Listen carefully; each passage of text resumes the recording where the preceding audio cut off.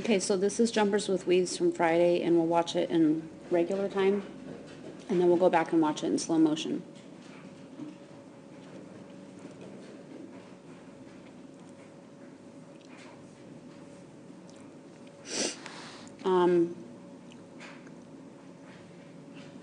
You're going to need to work on the start line with this dog. I mean, you probably already know that, but she didn't sit at the start, and then she sort of released herself. So that was a good run, though. You got through it. So even though you didn't get to do any sort of lead out, you do this pretty well. You can tell here that she thought that you were going this way because the way she landed and everything, and you can tell she's on her left lead because she turned left there. So let's look at why she did that.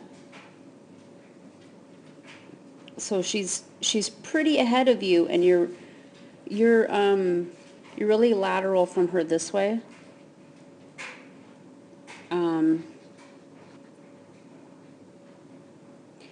And you should be moving over this way. She's ahead of you. There's no reason why you can't move behind her, but you're still just kind of going. Now you're just starting to move behind her, but she's already in the air, so she can't do anything about her jumping effort. She needs to know before she takes off, and so because she didn't get this information about which way you were going until she was in the air, then she lands on her left lead and turns, and you get a spin. A way to avoid that was, now she didn't stay at the start at all, and so she starts off ahead of you. So it would have been kind of hard to recover from that.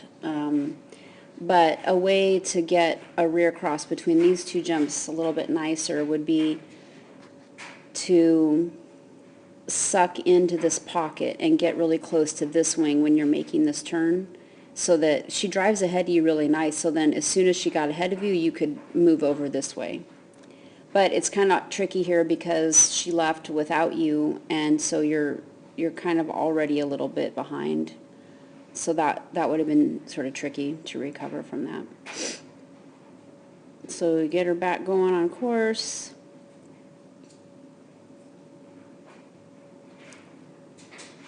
That was pretty nice rear cross there. You're already sort of converging on her path here. You sort of have to, just because of where the course goes.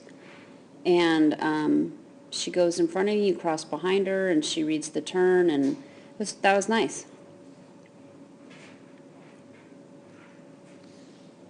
And then you have some trouble in the weaves.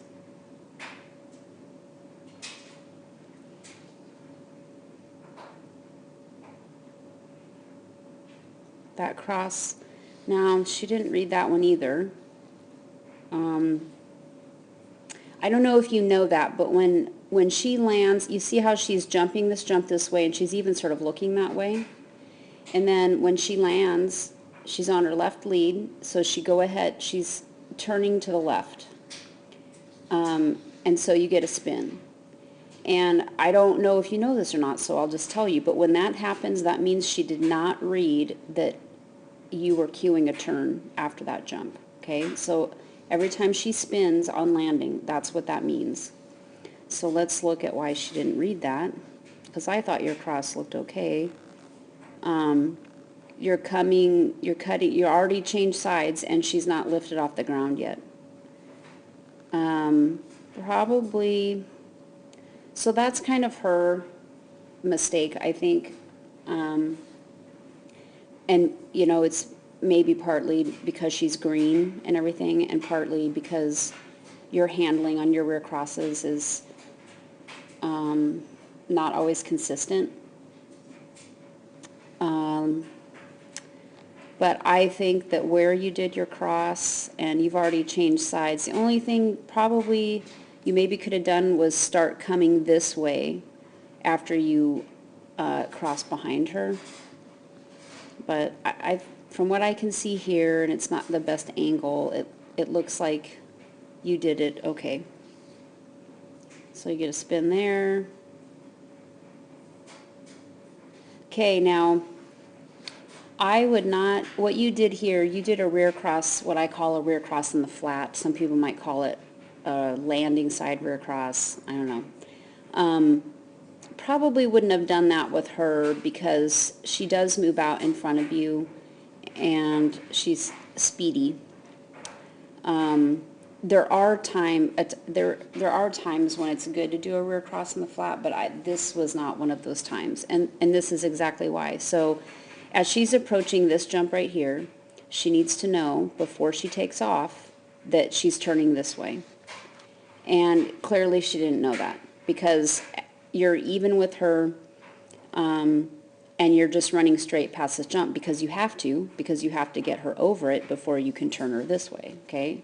So there, I mean, that's not wrong or anything. That's just what you have to do. So you get her over this jump. You're both straight. Now you're starting to cut in, but she's in the air, so she can't do anything about it till she gets on the ground, right? So then she turns, but she didn't know that there was a turn coming. So a better place to do the cross is between these two jumps. And you're pretty far ahead, so to get a cross in there that's nice, you would have wanted to suck in really tight into these jumps here so that it helps keep you even with your dog, because the way it is now, you're pretty far ahead. But if you were a little bit more even, you could have sent her forward to this one and cut behind her, and then you would have had a nicer turn here at the end, and she would have known where to go. And you got a bar there too. I didn't see that on the third of the last one. So that was pretty good though.